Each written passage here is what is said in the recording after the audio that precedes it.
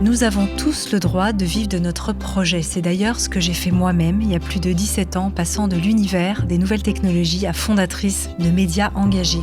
Et aujourd'hui, nous n'avons jamais été aussi nombreux à chercher l'indépendance. Alors aujourd'hui, je suis ravie d'accueillir comme sponsor de cet épisode Live Mentor, premier organisme de formation en France pour les entrepreneurs. 20 000 personnes ont déjà été accompagnées dans leurs projets professionnels. Live Mentor propose des formations en ligne d'une durée de 3 mois et tout au long de celle-ci, un mentor expert vous guide pas à pas. En plus des cours pratiques et pour développer votre réseau, vous accédez à une communauté de plus de 20 000 entrepreneurs. Alors aujourd'hui, et spécialement pour les auditeurs de Métamorphose, Live Mentor offre gratuitement l'accès à sa formation en ligne phare, 10 jours pour lancer son projet et en vivre. Pendant 10 jours, chaque participant recevra gratuitement un cours en vidéo. Vous pouvez accéder gratuitement à la formation via le lien livementor.com/métamorphose. Je vous appelle livementor, livementor.com/métamorphose. Merci.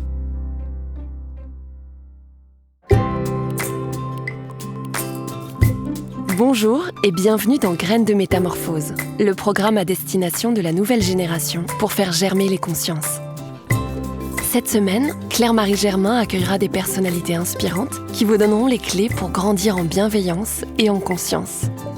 Graines de Métamorphose, le podcast qui fait germer la conscience. On connaît tous quelqu'un d'optimiste, qui a le sourire tout le temps et qui voit facilement le bon côté des choses. C'est comme si son cerveau fonctionnait différemment du nôtre. Et si je vous disais que vous pouviez être cette personne ? Notre épisode du jour parle de bonne humeur, de comment attirer la joie de vivre et la garder. Car bonne nouvelle, être heureux tous les jours, c'est possible. Et deuxième bonne nouvelle, ça s'apprend. Notre invitée travaillait dans la mode, mais un jour son corps a dit non. Couverte d'eczéma, elle a été forcée d'affronter un mal-être profond. Son travail l'éloignait d'elle-même et elle avait besoin de plus d'authenticité. Alors elle a tout quitté et elle a créé les Good Mood Class, qui sont des cours de bonne humeur. L'idée, c'est de réveiller la joie qui sommeille en nous, dans notre corps et dans notre cerveau, et qui peut changer notre vie. Dans son livre La Good Mood Class aux éditions Albin Michel, la talentueuse autrice dont je parle nous donne 5 clés pour la réactiver, cette bonne humeur, et pour changer d'état d'esprit. Aujourd'hui, elle va nous expliquer comment ça marche au quotidien et que faire concrètement pour y arriver. Bonjour Sophie Trem et bienvenue dans Graines de Métamorphose. Bonjour Claire-Marie, bonjour à tous. Avant de devenir entrepreneuse, tu dis dans le livre « J'avais peur de tout ». Quel a été le déclic ?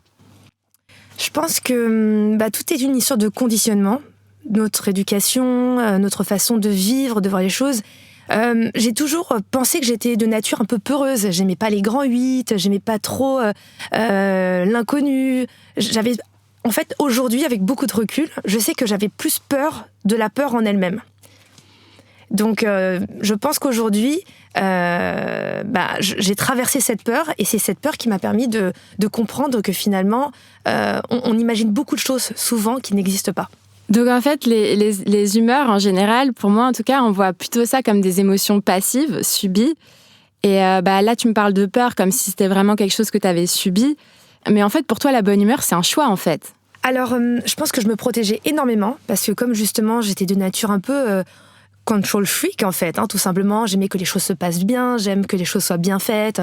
Alors en astro, je suis vierge, ascendant balance, donc j'ai ce côté un peu méticuleux. J'ai besoin en fait pour aller bien que les choses se passent bien. Donc c'est pas normal en réalité parce que les choses ne peuvent pas être sous notre contrôle. On peut pas avoir la sûreté et la sécurité de tout. Et en fait c'est ça qui est le plus difficile, c'est d'accepter de ne pas savoir, de ne pas comprendre et de ne pas contrôler. Et je pense que je ne savais pas lâcher ce truc. Et aujourd'hui, j'ai compris qu'en fait, c'était nécessaire de traverser les peurs, de traverser justement l'inconnu, parce que c'est ça qui nous fait grandir. Et en réalité, aujourd'hui surtout, je sais que ce qui me faisait le plus peur, c'est souvent ce dont j'avais le plus besoin. Ok, super, c'est hyper intéressant en tout cas. Et dans le livre, en fait, tu décris un processus assez violent où ton corps a dit non, je peux plus vivre comme ça, et tu as eu des plaques d'eczéma partout. Cette recherche de joie intérieure, c'est carrément devenu une nécessité physique, en fait, pour toi. Exactement. La base de tout, c'est que le corps et l'esprit sont reliés. Bon, ça, tu l'as lu parce que tu l'as vu dans mon livre, je le répète sans arrêt, c'est qu'en général, le corps ne ment pas contrairement à notre mental. En général, quand on te pose la question tout de suite, comment ça va ?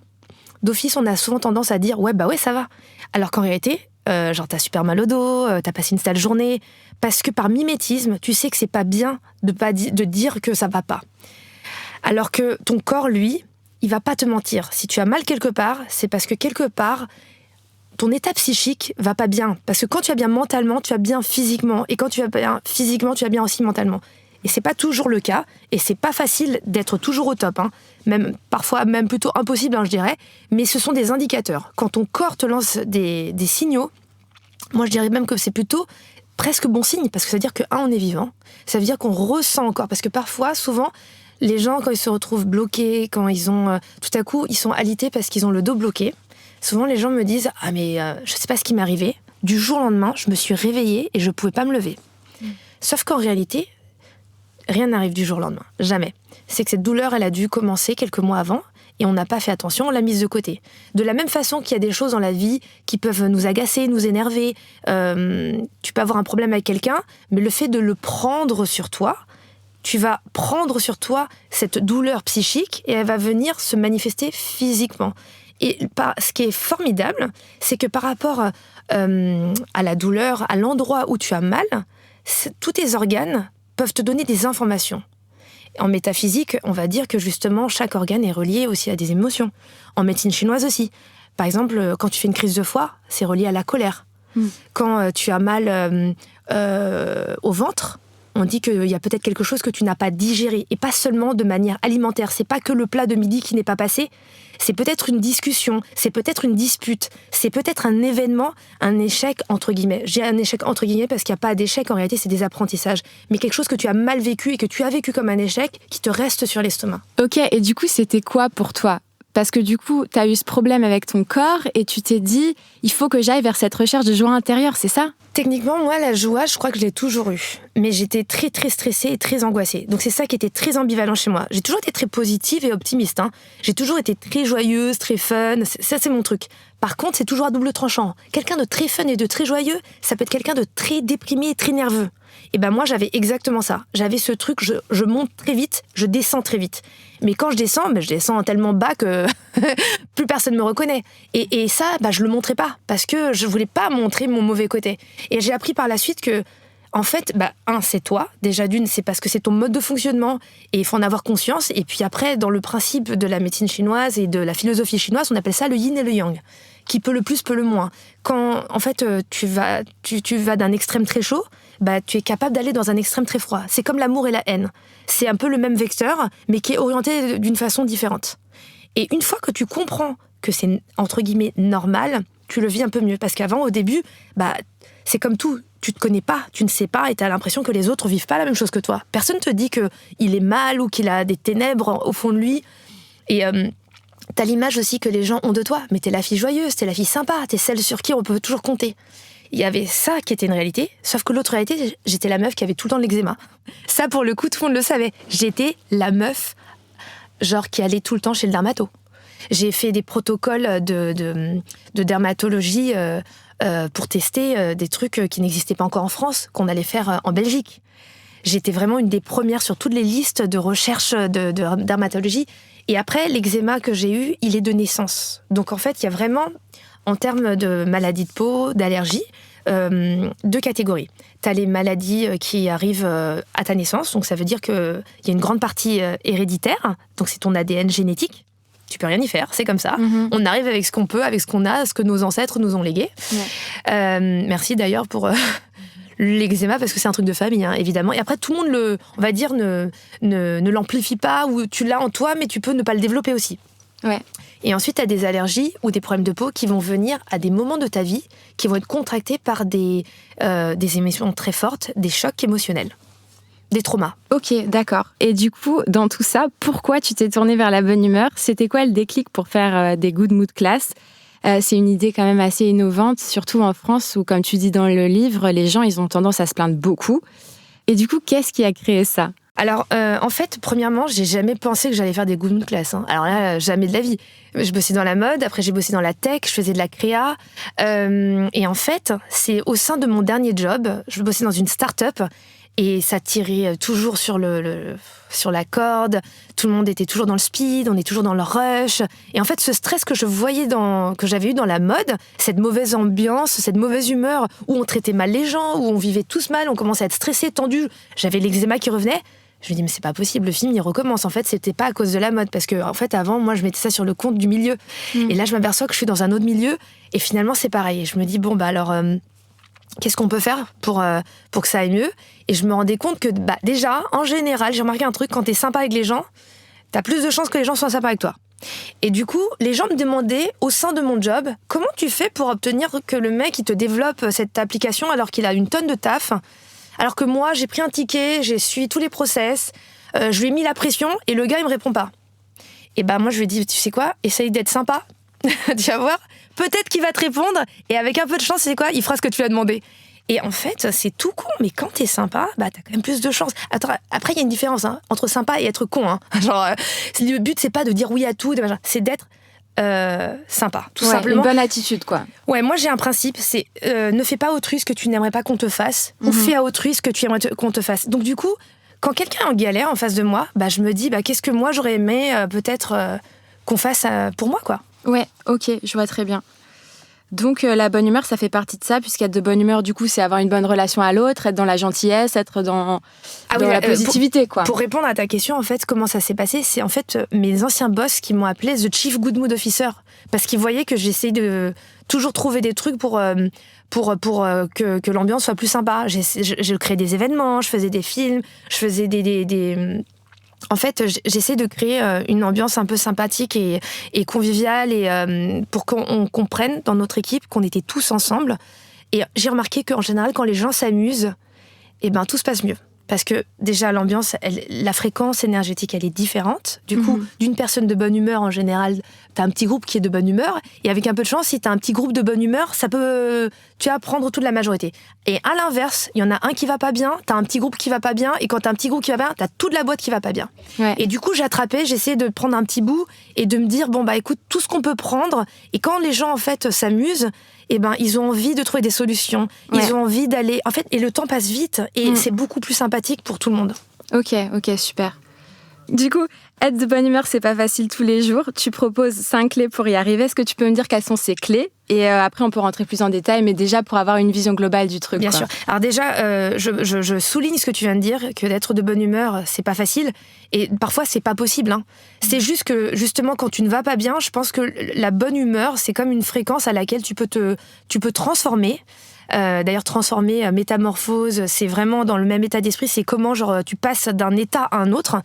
Et en fait, ça part d'abord d'une volonté de vouloir changer. Parce que si t'es content à faire la gueule et d'être de mauvaise humeur, tu sais quoi, on pourra rien pour toi. Reste là, c'est pas grave, fais pas chier le monde. Mais du coup, les 5 points clés.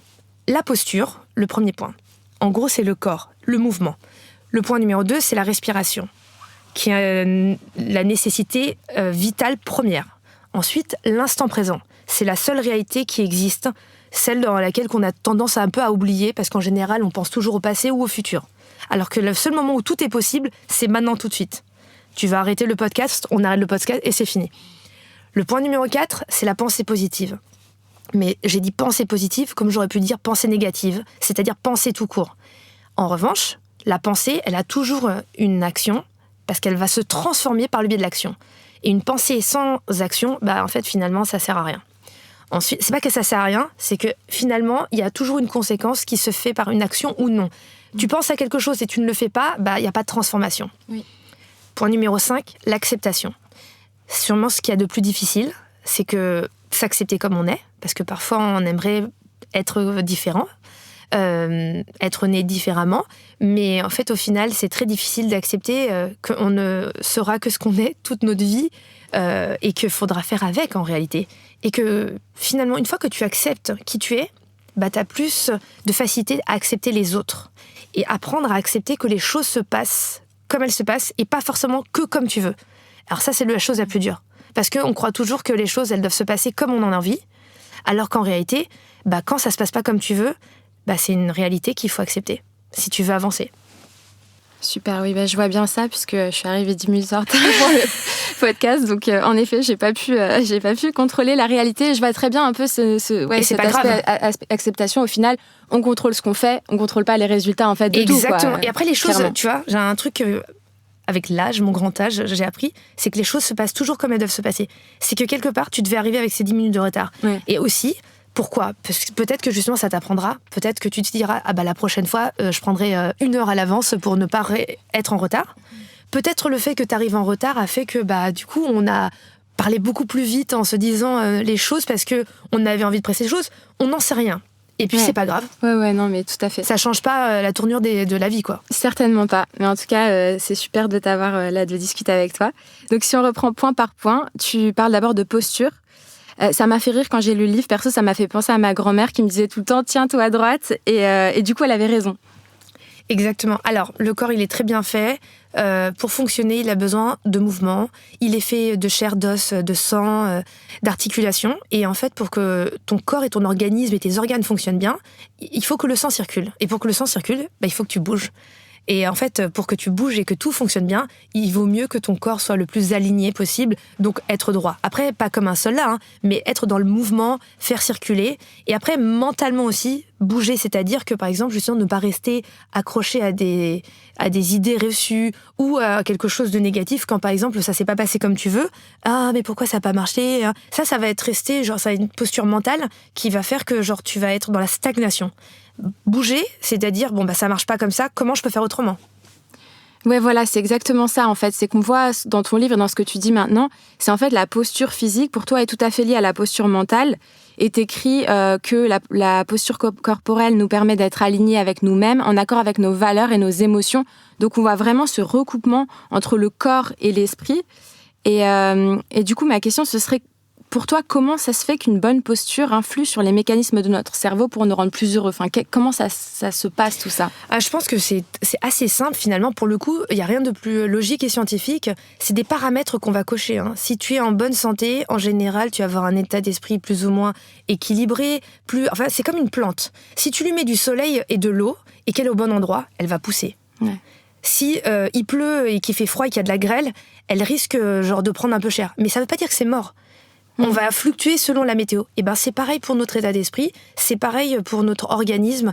Donc quand tu vas faire tout ce qu'il y a de mieux, si tu bois de l'eau tous les matins, que tu vas faire ton jogging, que tu fais de la méditation, que tu fais des affirmations positives, tu manges bio, tu manges healthy, et que tu es un moine bouddhiste, j'en sais rien, tu vois, parce que moi je sais pas, je vis pas comme ça. Je te dis juste que normalement t'as quand même plus de chances d'être en bonne santé. Après, ça ne veut rien dire. T'as des gens qui ont un style de vie hyper sain, qui font attention à tout, et tout à coup, bam, ils se tapent un cancer. Ironie du sort. Non, clairement. Et tu vois, c'est pour ça que c'est se donner les chances en fait. On va essayer d'optimiser les paramètres. Pour moi, c'est exactement ça.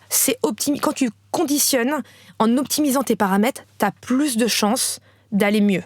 Ça ne veut pas forcément dire que tu vas aller mieux, mais ça veut dire déjà que tu es dans ce sens-là. Ouais, je vois très bien. Et donc, pour ta deuxième clé de la bonne humeur, c'est la respiration. C'est aussi d'ordre corporel, en fait. Donc, tu as tout cet aspect-là. Et tu parles dans le livre d'une impression de vivre en apnée qui t'a suivi à plusieurs moments de ta vie. Et je pense que ça va résonner chez beaucoup d'auditeurs et d'auditrices. Jusqu'à 30 ans, j'ai vécu en apnée. Ouais, c'est ça le truc. C'est que dans nos vies urbaines et tout, on a tellement de stress qu'en fait, pendant tes études, t'es toujours en train de courir après quelque chose, dans l'attente des résultats, la peur de l'échec, l'inconnu. Je pense qu'encore plus, comme on l'a évoqué tout à l'heure, avec le Covid qui est venu rebattre toutes les cartes, changer tous les repères, c'est très difficile de faire confiance à un avenir incertain. Et surtout quand on est jeune, parce qu'on n'a pas assez de recul et d'expertise et d'expérience, on va dire, pour se dire que tout va bien se passer. Mais en réalité, on est capable, si je peux vous spoiler un peu, c'est qu'on est capable de tellement plus que ce qu'on peut imaginer. Et j'ai un truc que je dis beaucoup pendant les Good Class. En tout début, on dit que les obstacles sont à la hauteur de ceux qui sont capables de les surmonter.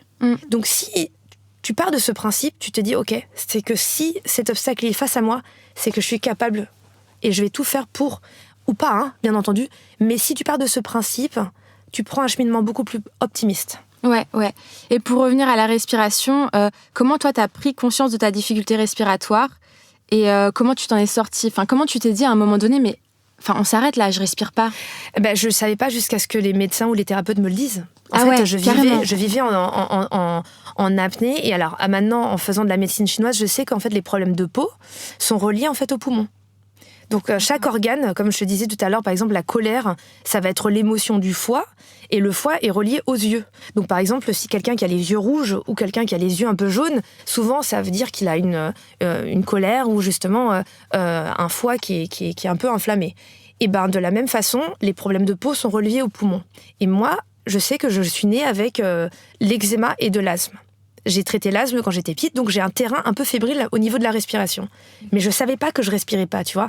Et en fait, quand j'allais voir des thérapeutes, des énergéticiens, tout ça, ils arrêtaient pas de dire, mais il faut respirer. En fait, je me rendais pas compte, dès qu'on me demandait je sais pas, on me posait une question, j'avais un moment de latence et je respirais plus. Ouais. Mais je ne me rendais pas compte du tout. Et aujourd'hui, c'est devenu mon repère primordial. En fait, aujourd'hui, c'est ce que je dis aux gens. Observez votre respiration, elle va vous donner des informations sur vos émotions et sur l'état dans lequel vous êtes réellement. Parce que souvent, on a l'impression d'aller bien, mais si tu parles vite et que tu respires pas, en fait, ton débit il va avoir un rapport avec ton état d'esprit. Bien sûr. Alors que de la même façon, en modifiant ta respiration, tu pourras modifier ton énergie et ton état d'esprit et ta condition physique. Et ça, c'est l'outil le plus puissant et le plus fabuleux que nous avons, mais qui est trop sous-coté, que personne nous dit. Il peut tellement tout changer. Tu prends 3 minutes pour respirer, égale 5 heures d'énergie. Ouais. T'oxygènes ton cerveau, en fait, d'une certaine manière. Exactement, physiquement et mentalement. Tu viens oxygéner ton corps, tu viens détendre tes muscles et tu vas faire travailler justement le sang jusqu'à ton cerveau. Et ton cerveau, tout à coup, tout va s'éclaircir. C'est comme si tu chassais un peu les nuages et que tu voyais... En fait, non, c'est pas chasser les nuages. C'est comme si tu ouvrais les volets et que tout à coup, tu voyais plus clair. Bien sûr. Ouais. Et est-ce que tu pourrais nous proposer un exercice facile pour bien respirer ? Tout simplement, essayer d'apprendre à inspirer, expirer que par le nez. Déjà, parce que la respiration va être beaucoup plus longue, parce qu'elle va passer du nez, traverser la bouche, la gorge, les poumons, le ventre. Il faut essayer de visualiser en fait cette respiration et surtout essayer d'apprendre à inspirer et expirer de la même longueur. Par exemple, si tu inspires 4 secondes, tu vas essayer d'expirer 4 secondes. Et déjà, ça, c'est un premier exercice qui n'est pas forcément facile. Et essayer de le répéter, tu vois. Genre de dire, tiens, vas-y, je mets un petit chrono. Pendant 3 minutes, est-ce que je suis capable d'inspirer, expirer uniquement par le nez, 4 secondes à l'aller, 4 secondes au retour, jusqu'à ce que ça devienne un automatisme. Et en fait, à force de le faire, c'est comme tout, ton corps, à un moment donné, il va commencer à retrouver ses repères et se dire, tiens, je suis assez confortable là-dedans. Et ça va devenir quelque chose que tu pourras faire peut-être naturellement un jour sans avoir besoin de calculer 1, 2, 3, 4. Et après, quand tu te sens un peu plus à l'aise, tu essaies de monter à 5, à 6, à 7. Et plus tu vas augmenter ta capacité d'inspiration et d'expiration, plus tu vas augmenter ta capacité pulmonaire. C'est-à-dire que tu vas augmenter ta capacité physique et mentale. Ouais. C'est un peu comme de la cohérence cardiaque, en fait. C'est exactement ça. En fait, en respirant, on va venir améliorer notre cohérence cardiaque. On va justement puiser moins d'énergie pour que notre cœur batte moins vite et que tous nos organes se rééquilibrent, en fait. D'accord. Ok, super. Et donc, bien respirer, pour moi, c'est aussi une façon de s'ancrer dans l'instant présent, ce qui est ta 3e clé de la bonne humeur. Donc quand on va mal, on pourrait être tenté de rêver d'ailleurs. Tu conseilles au contraire de se concentrer vraiment sur le moment présent. Qu'est-ce qui se passe dans notre cerveau quand on est dans l'ici et maintenant et qu'on ne se projette pas dans le passé, dans le futur, qu'on reste vraiment dans l'instant, quoi. On est vraiment dans la réalité, en fait. On est dans la seule réalité, c'est-à-dire celle qui existe, même si on n'a pas la même façon de voir les choses, parce que toi et moi, on peut être au même endroit au même moment, on va pas les vivre de la même façon, mais on va les vivre. Ouais. Et pour chacune, ça va être des informations qui vont venir s'ancrer dans notre esprit et aussi dans notre corps, et ce qui va faire que notre demain sera différent. Et en fait, déjà, tu profites plus du moment, parce que t'es là, et tu as moins de chances de regretter de pas avoir bien profité. Tu vois, parce que souvent, combien de fois t'es là, et t'étais en train de faire autre chose, et tu te dis, ah, c'est con, j'étais là, mais j'étais pas vraiment, j'ai pas profité du moment. C'est clair. Ça nous arrive tout le temps, on fait tout le temps ça. Donc déjà, tu limites un peu ce genre de truc. Et en général, si tu pars du principe qu'il n'y a pas de hasard, si tu es là à ce moment-là, c'est qu'il y a des informations que la vie, l'univers, la personne en face de toi est en train de te donner, qui sont jamais, en général, aléatoires ou pour rien. Jamais. Ouais, c'est ça. C'est vrai qu'avec nos téléphones et tout, on a vraiment tendance à se distraire hyper facilement. Enfin, de nos jours, là, on a une attention qui est un peu réduite, quoi. C'est vrai. Totalement. Déjà que moi, personnellement, j'ai toujours une concentration très courte. Mais là, avec ça n'aide pas. Ok. Et est-ce que tu peux nous donner un petit exercice pour s'ancrer dans le présent ? L'exercice le plus simple, par exemple, si t'es pas bien, t'es un peu stressé, t'es un peu tendu et tout, la première chose que tu fais déjà, c'est soit sortir tout de suite, sors, va prendre l'air, l'expression va prendre l'air, et ça te met tout de suite en mouvement. Tu vas voir autre chose. En sortant, peut-être, du coup, en voyant autre chose, tu vas peut-être croiser quelqu'un. En croisant quelqu'un, tu vas lui parler. Juste en voyant autre chose et en faisant autre chose, déjà, t'as changé un peu d'état d'esprit. Après, si t'es chez toi et que t'as pas envie de sortir, et que tu veux quand même te changer les idées, je trouve que le meilleur moyen, c'est mettre de la musique. Tout simplement. Bien sûr. Faire de la musique ou mettre de la musique, parce que tout de suite, tu vas te raccrocher à des fréquences vibratoires. Et en fait, sans réfléchir, en fait, ton corps et ton esprit, il va venir tout à coup... c'est des fréquences, en fait. Elles vont venir se calquer sur toi et elles vont venir t'imprégner. Donc, si tu mets une musique un peu joyeuse et tout, tu vas avoir envie de bouger, tu vas avoir envie de danser, tu as envie tu vois, genre... de plus trop penser à ce que tu faisais. Mais on n'y pense pas toujours. C'est ça le truc, c'est que quand t'es pas bien, t'as envie de ruminer, t'as envie de... Et en fait, le conseil que je pourrais donner, c'est que vraiment, quand ça va pas, comment tu fais ? Réfléchis à comment transformer le truc. Comment faire avec. Pense toujours à cette théorie du frigo. J'adorais aller au restaurant, si j'avais plus d'argent, si j'avais avec des tu vois, on fait rien. En revanche, avec ton frigo, avec 3 ingrédients, comme Diego Larry le dit tout le temps, on peut faire plein de choses, et avec n'importe qui d'ailleurs. Genre, on fait souvent les meilleures cuisines avec le peu qu'on a, mais c'est surtout, en fait, on apprécie de pouvoir faire avec ce qu'on a, et c'est la meilleure des choses qui puisse exister, parce qu'on n'est plus du tout dans l'imaginaire, dans la frustration, et il y a une vraie satisfaction de faire des choses comme on peut, avec ce qu'on a. Et c'est pour moi la clé de l'acceptation, c'est de faire avec la réalité et pas de genre et si de et penser à comment les choses pourraient être autrement. Tu parles aussi dans le livre de pensée positive, là, puisque tu parlais de ruminer, etc. Donc en fait, c'est vraiment un choix de choisir de penser à quelque chose de positif. Et tu vas même plus loin parce que par pensée positive, tu veux pas simplement dire l'optimisme, mais vraiment une pensée créatrice qui va former le futur. Et exact. Tu dis, on attire ce à quoi on pense, le pire comme le meilleur. Comment ça marche ? Mais t'as dû sûrement entendre parler ou voir partout parler de cette loi de l'attraction. En fait, si on part du principe qu'on est tous faits de fréquences, basses ou hautes, positives ou négatives, en fait, le positif va attirer le positif et le négatif va attirer le négatif. C'est une logique presque scientifique. Donc ça veut dire que, par exemple, si je pars du principe que... Je vais te dire un truc très concret. Le matin, je me lève le matin et je me dis « Putain, je sens que ça va être une sale journée. » Et tu sais quoi ? T'as décidé d'ouvrir une porte et d'aller dans cette direction. Donc en fait, sans le savoir, tu vas marcher dans cette sale journée. En fait, les gens ne se rendent pas compte du poids des mots. C'est pour ça qu'on dit que tout commence par la pensée, se traduit par la parole et se transforme en action. Ouais. Ton action va résulter de ce que tu as dit et de ce que tu as pensé. Donc si dès le matin, à 9h du matin, tu te dis que tu penses que tu vas passer une sale journée, il y a de très grandes chances malheureusement que tu passes une sale journée. Bien sûr. En revanche, à l'inverse, quand les choses se passent bien et que tu le dis et que tu le penses, bizarrement, quand tout va bien, tu rencontres les bonnes personnes, tu attires les bonnes choses. Après, ça peut changer, mais ça ne veut pas dire qu'en fait tu es condamné, par exemple, à rester que dans le positif ou le négatif. Mais quand le négatif appelle le négatif, et des fois, tu vois, on a des événements très tristes dans la vie qui peuvent nous arriver, des coups durs, on peut apprendre des choses qui ne nous plaisent pas, et on a le droit d'être de mauvaise humeur, d'être en colère. Et je pense que c'est important, des fois, de se laisser le temps de traverser cette douleur, parce que souvent, on essaie de la mettre de côté. Parce que moi, ce que je dis, c'est pas genre, faut zapper et transformer ça en positif. Mais c'est se dire, c'est que si tu veux, à un moment donné, aller mieux. Et ça, par contre, personne ne peut le faire à ta place, de vouloir ou d'avoir envie d'aller mieux, il n'y a que toi qui peux le décider. Mais si tu le décides, tu peux transformer justement en faisant, en étant dans l'action, parce que souvent le problème du mental et de la pensée, c'est que dans ton tête, il y a plein de voix qui peuvent te dire « oui, c'est nul, c'est un. » Et en fait, si tu laisses trop d'espace dans cet ego et ce mental, en fait, tu ne sauras jamais ce qui se passe vraiment si tu n'es pas dans l'action. Fais-le, et après tu verras bien. Parce que combien de fois on a peur de faire certaines choses ?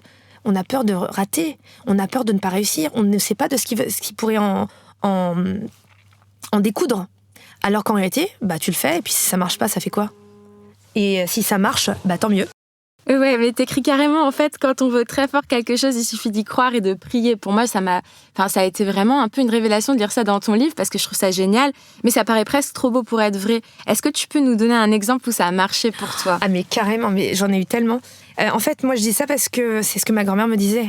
Et ma grand-mère était très... on est d'origine cambodgienne chinoise, bouddhiste, ma grand-mère priait beaucoup. Et il nous est arrivé pas mal d'épisodes. Je vais donner un exemple très concret. La semaine de mon mariage, il faisait une semaine de canicule. Je ne dirais pas de l'année, parce que c'était il y a très longtemps. Il devait pleuvoir. Mais genre à 100%, toute la météo disait que le jour de mon mariage, il allait pleuvoir, des trombes, tu vois, orage et tout, après la semaine de canicule. Donc, gros mariage avec toutes mes amies, ma famille qui viennent de partout. On a loué un château, on a fait une déco dans le château et tout. Et la veille, on est en train de faire la décoration. Et vraiment, tu sens que ça va péter. On transpire de fou. Tu vois des éclairs. Ouais. Le soir, en fait, tout le monde vient à la maison pour faire un grand barbecue. Tout le monde est arrivé. Le ciel, il est noir. Ouais. Il est gris-noir, tu vois. Et genre, toutes les météos l'ont dit, il va péter, samedi, il va pleuvoir tout le truc. Et moi, j'étais pas très bien. Ma grand-mère me dit, mais qu'est-ce que t'as ? T'as l'air triste et tout. Je dis, mamie, je suis stressée. T'imagines, c'est horrible, il va pleuvoir et tout, ça va gâcher mon mariage. Tu vois, tout de suite, en fait, la pensée, tout de suite, elle s'emballe. Bien sûr, ouais. Et forcément, parce que tu ne sais pas, tu crois et tu imagines. Et ma grand-mère me dit, non, ne t'inquiète pas, je m'en occupe. Là, tu dis, ok, d'accord, pourquoi pas. Et dit, il va pas pleuvoir. Il y a quelque chose d'autre qui te tracasse ? J'ai dit non. Mais ça me tracasse parce que regarde le ciel, quoi. Tu vois, genre vraiment, il y avait des éclairs. Il pleuvait pas encore, mais il y avait des éclairs. Et du coup, à un moment donné, mes amis, on était tous en train de manger dans le jardin, et mes amis me disent, qu'est-ce qu'elle fait ta grand-mère ? Et je dis, je sais pas. Et je me retourne et je vois ma grand-mère avec une espèce de, je sais pas, comme une grosse boule à thé. Ok. Je l'avais jamais vue, celle-là. Ma mère, j'ai toujours cru que ma grand-mère avait des pouvoirs magiques, mais là, c'était la première fois que, elle était là, tranquille, devant tout le monde, quoi, tu vois, assumée. Ouais. Elle a une espèce de grosse boule avec, je sais pas, elle a dû faire brûler des feuilles, et elle faisait des incantations dans le jardin. Ok. Et là, je regarde mes amis et je leur dis, elle fait en sorte que demain, il fasse beau. Elle s'occupe de la météo. Et tout le monde rigole parce qu'on se dit, c'est mignon, c'est gentil, tu vois, genre la grand-mère adorable qui essaye de faire plaisir à sa grand-mère, mais on voit très bien que là, il va pleuvoir des cordes. Ouais.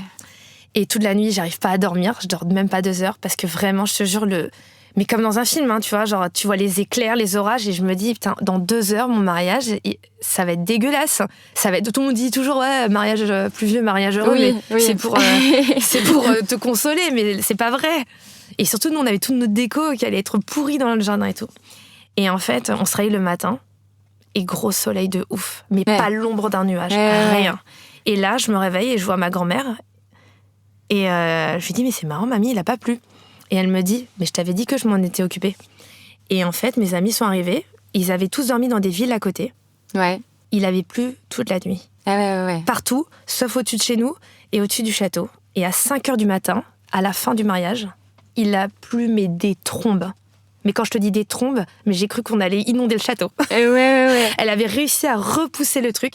Et voilà, donc je me dis, elle a raison si elle dit que...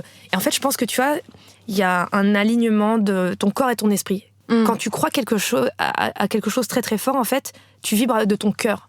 Et je pense que le cœur, c'est vraiment... c'est la seule raison qui soit juste, parce que des fois, on essaie de se raisonner, de faire les choses comme il faudrait faire, comme ce que les gens voudraient ou attendraient de toi. Ouais. Sauf que quand tu fais les choses avec ton cœur, c'est que tu le ressens vraiment, et tu viens te connecter, on va dire, à l'énergie de l'univers. Ouais. Et c'est comme ça qu'il t'entend. Et on dit que quand tu te connectes à l'énergie de l'univers, directement, il te renvoie ce que tu lui demandes. Sauf qu'en général, les gens n'osent pas demander. C'est tout simplement ça. Okay. Moi, je demande très régulièrement des choses, mais incroyables. J'ai demandé de faire des good class à Los Angeles. Et genre, tous les gens qui me connaissent savent que c'est un truc de fou. Mais parce que, en fait, j'essaye d'y croire. Enfin, c'est pas que j'essaye d'y croire, c'est que j'y crois tellement. Je me dis, en fait, qu'est-ce qui m'empêche d'y croire ? C'est pas grave. T'as le droit d'y croire, ça te coûte rien. Ouais. Et en fait, plus tu y crois, plus t'as de chances que ça marche. Tout simplement. Ok, donc en fait, il suffit de demander et d'y croire. Enfin, et de travailler pour. Hein. Genre, est-ce que t'attends dans ton lit tranquillement, il y a des chances que ça ne marche pas non plus. Pensée, action, tu vois, genre vraiment corps, esprit, mouvement. Il y a toujours en fait cette combinaison, cette équation de genre penser, croire et faire. Ok, super. Est-ce que tu as un exercice concret pour ça ou est-ce que c'est vraiment juste demander et puis y croire? Tu sais quoi, souvent, la plupart des gens, quand je leur dis ça, ils osent même pas demander. Hein. Si par exemple, maintenant, moi, tout de suite, à l'instant T, je te disais, ça serait quoi ton vœu le plus cher? C'est compliqué, là. T'as vu, tu vois? Il y en a beaucoup. Ouais, mais vas-y, formule-en un. Ah, je sais pas, ouais. C'est vrai que c'est difficile à identifier un comme ça, si je devais choisir un, enfin, tu vois. Mais tu sais quoi? Je te jure, les 3/4 des gens à qui je demande ça, des fois, la plupart, la réponse de base, c'est « Non, mais je peux pas, j'ose même pas te le dire parce que c'est pas possible. » Ah ouais. Et en fait, à partir du moment où tu penses que c'est pas possible, tu t'es fermé toutes les portes. Et quand tu commences à comprendre que les portes, c'est toi qui les ouvres, et les verrous, c'est toi qui les fais sauter, je te jure, ça change tout. Et une fois que t'as vu que ça marchait une fois, t'as envie que ça marche une deuxième fois, ça marche une troisième fois. Et moi, en fait, je fais que ça, de faire sauter, je passe ma vie à faire sauter des verrous que, en fait, je me suis aperçue, je m'étais mise moi-même. Et une fois que t'as compris que, tu vois, genre, tes limites et tes verrous, c'est toi qui te les mets, mais que c'est toi aussi qui peux les faire sauter, c'est incroyable. Après, c'est la vie. Des fois, ça marche pas, c'est que ça devait pas marcher. Mais j'oublie pas que tu m'as pas répondu. Attends, parce qu'on avance là, et justement, tu me disais, ça marche pas toujours. Parfois, on est obligé de faire avec, parce que c'est comme ça, en fait, parce que c'était pas ce qu'on était censé faire, ce qu'on était destiné. Et il y avait une autre façon de faire les choses, en fait, qui t'amèneront ailleurs, qui est sûrement quelque chose de mieux pour toi. Voilà. Et du coup, tu dis, perso, moi, c'est un peu la partie qui me paraît personnellement la plus difficile dans ton apprentissage de la bonne humeur, c'est l'acceptation. C'est pour ça qu'il est en point numéro 5 et que c'est le dernier point. C'est parce que c'est le plus dur. C'est vraiment, ça me paraît le plus dur, vraiment. Parce que tu dis, en effet, il y a des choses qu'on ne peut pas changer, par la mort d'un proche, par exemple, ou les tragédies qui peuvent arriver dans la vie. Et comment on fait en fait pour accepter ça? Enfin, est-ce que tu as des techniques concrètes pour essayer de vraiment... Alors ça, pour le coup, je pense que c'est quelque chose qui est propre à chacun. Mais le fait de savoir que, tu vois, si quelqu'un t'a dit un jour, les choses se passent comme elles doivent se passer, comme moi on me l'a dit, tu sais, c'est comme si on m'avait jeté un truc, fait ouais, super. Mais un jour, ça résonne, parce que quand ça se passe pas comme tu veux, tu dis pourquoi cette personne m'a dit ça. Et souvent, tu t'aperçois que moi, dans tu vois, je rêvais de partir vivre aux États-Unis, et ça s'est pas fait. Et vraiment, j'étais très contrariée, très, très, très, très contrariée, parce que j'avais l'impression de subir un échec. Ça faisait 4 ans que j'entretenais ce truc et tout. Et finalement, tu sais quoi? Genre, j'ai pas fait ce déménagement que je voulais. Ouais. Et j'étais en train de ruminer, en train de me dire mais pourquoi je suis dégoûtée, j'ai raté ma vie. Enfin, tu vois, truc de merde, quoi. Et une amie m'a dit tu devais pas organiser l'anniversaire de ton blog, là, parce que c'est le moment peut-être de faire quelque chose. Et en fait, c'est comme ça qu'est née la Good Moon Class. D'accord. Si j'étais partie aux États-Unis, il me serait jamais arrivé ce qui finalement m'est arrivé. Et aujourd'hui, je me dis, avec tout ce qui s'est passé, heureusement que j'étais pas aux États-Unis en période de Covid. Ouais, je m'étonne. Voilà. Et donc, tu vois, c'est un petit exemple, mais plein de fois, quand il m'est arrivé, ce que j'ai cru être des merdes, c'était genre, waouh, écoute, t'as limité les dégâts. Ouais. Merci Sophie pour toutes ces astuces qui nous rendent la vie plus belle au quotidien. Et ma dernière question, ça concerne les jours où vraiment il n'y a rien qui va. Et malgré tous nos efforts, on va être de mauvaise humeur. Et reste couché chez toi, c'est pas grave. c'est ça la solution. Surtout ne fais pas chier les gens. Ça, c'est le truc le plus important parce que on contamine. En fait, mais nous-mêmes, il faut avoir conscience que notre énergie, on va la partager. Donc, qu'elle soit négative ou mauvaise. Ayez bien conscience de ça. C'est que on peut être de mauvaise humeur, mais il faut qu'on garde ça pour nous parce que sinon, on va contaminer les gens avec ça. Et ça peut arriver. Ça arrive à tout le monde. Et de temps en temps, ça fait du bien de pas aller bien parce que comme ça, tu te rends compte quand les jours vont bien. Ah, c'est ça d'être bien. Ouais, donc là, tu vois vraiment le bon côté des choses. Quoi. En fait, après le Covid, tu vois, genre, tu penses que tout va bien finalement quand on n'est pas bloqué chez nous à rien pouvoir faire. Hein, tu vois, en fait, des fois, moi, je trouve que souvent, le négatif et la douleur sont nécessaires pour avoir conscience de la chance qu'on a quand les choses vont bien ou pour faire en sorte que ça aille bien. Mais les deux sont nécessaires et vont ensemble. On peut pas isoler, ça ne peut pas exister que d'aller tout le temps bien. Ça ne peut pas exister que d'aller tout le temps mal. Tu vois, si ça existe, mais c'est à toi de trouver cet équilibre et de transformer l'un en l'autre. Voilà. Super, merci beaucoup Sophie. Merci à toi. Donc pour résumer, pour être de bonne humeur, il faut vivre l'instant présent, bien respirer, maintenir une bonne posture, penser de manière positive et accepter ce qu'on ne peut pas changer. Pour en savoir plus, je vous conseille de lire le livre de Sophie Trem, La Good Mood Class, aux éditions Albin Michel, ou carrément d'assister à l'une de ces fameuses classes. Venez, avec grand plaisir. Vous pouvez aussi retrouver Sophie sur son blog The Other Art of Living.